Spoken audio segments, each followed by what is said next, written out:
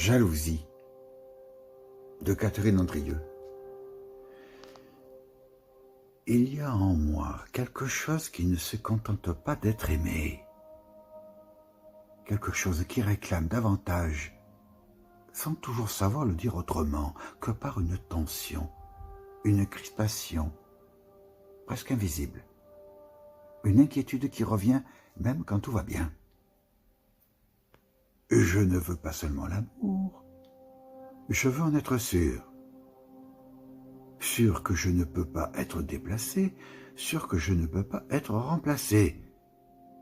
Sûr que ce qui me lie à ce que j'aime ne dépend pas du mouvement du monde. Et pourtant je sais. Je sais que rien n'est ainsi. Je sais que l'amour circule, qu'il se déploie, qu'il ne se fixe pas à un seul point comme une vérité définitive. Je sais que personne n'est le centre absolu de personne. Je le sais, avec une clarté presque froide.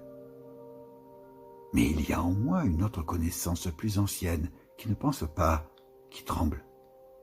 Celle qui ne supporte pas l'idée que je pourrais ne pas être nécessaire. Alors je guette. Pas les gestes évidents, pas les preuves grossières, mais les infimes déplacements.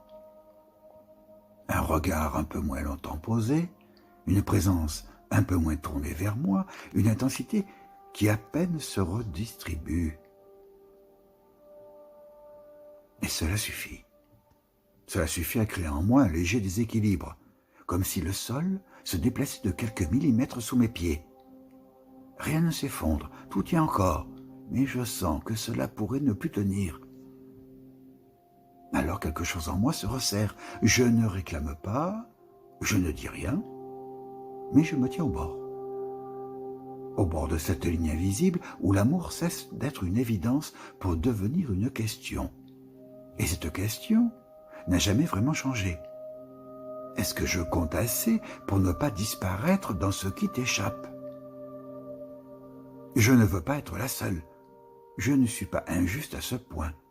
Mais je veux être de telle manière que mon absence ne soit pas équivalente à ma présence. Je veux laisser une trace qui ne s'efface pas dès que le regard se tourne ailleurs. Je veux être dans l'amour de ceux que j'aime, quelque chose qui résiste au déplacement.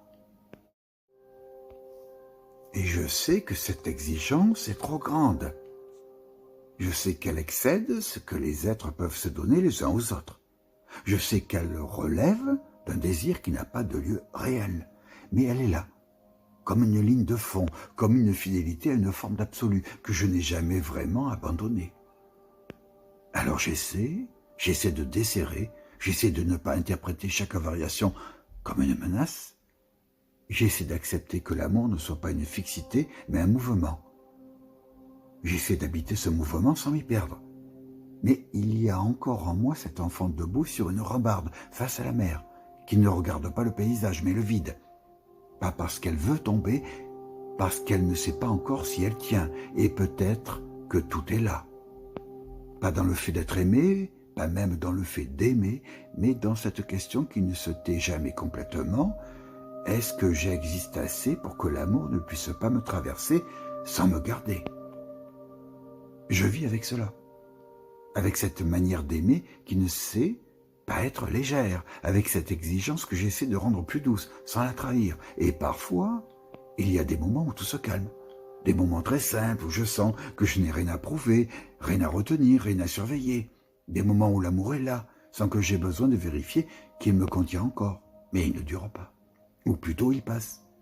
Et moi je reste avec cette lucidité qui ne me protège pas. Je sais que je ne suis pas nécessaire, et pourtant quelque chose en moi continue de vouloir l'être absolument. C'est là que je me tiens, dans cet écart, entre ce que je comprends et ce que je ne peux pas renoncer à désirer. Et je crois que je n'ai pas encore appris à vivre tout à fait sans cette faille.